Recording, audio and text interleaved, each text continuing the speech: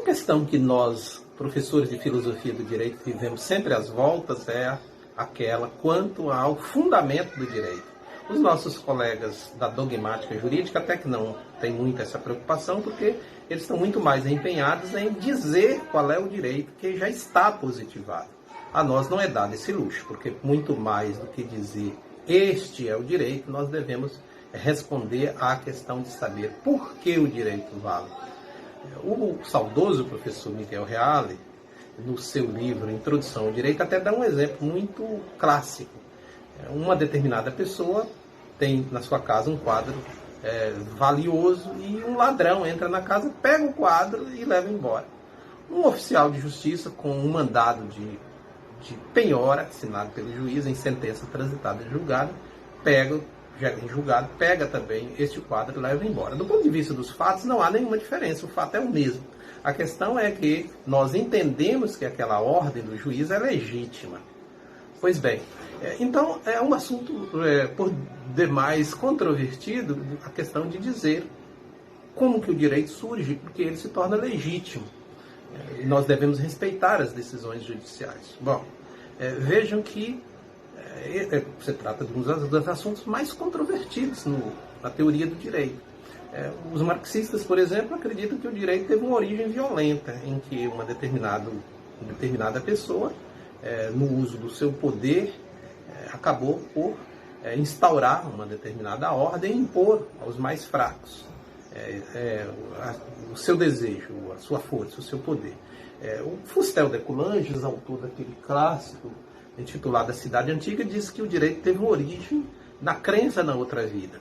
Mas o debate mais interessante acerca desse assunto é aquele travado entre os chamados jus-positivistas e os jus-naturalistas.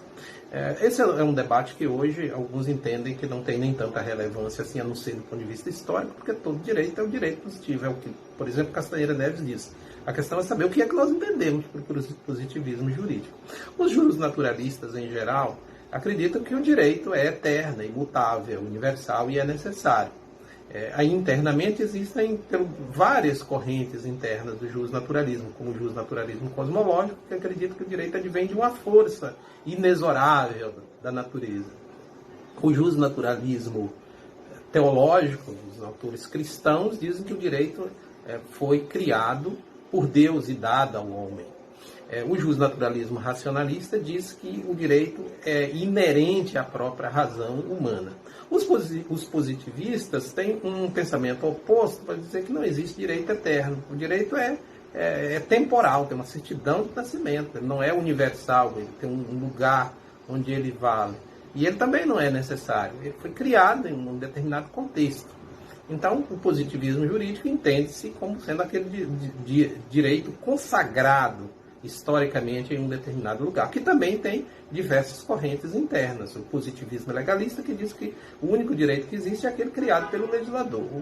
O positivismo historicista, o consuetudinário, que diz que o direito é aquele direito criado pelos costumes, pela tradição de um determinado povo.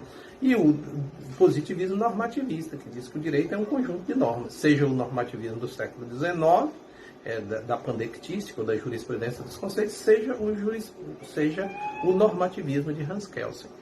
De fato, todas essas, isso para enunciar apenas uma das teorias mais clássicas, e do ponto de vista didático, para uma melhor compreensão, nós poderíamos enunciar aqui as principais versões acerca do qual é a origem, o significado e a razão de nós nos obrigarmos ao cumprimento das decisões judiciais.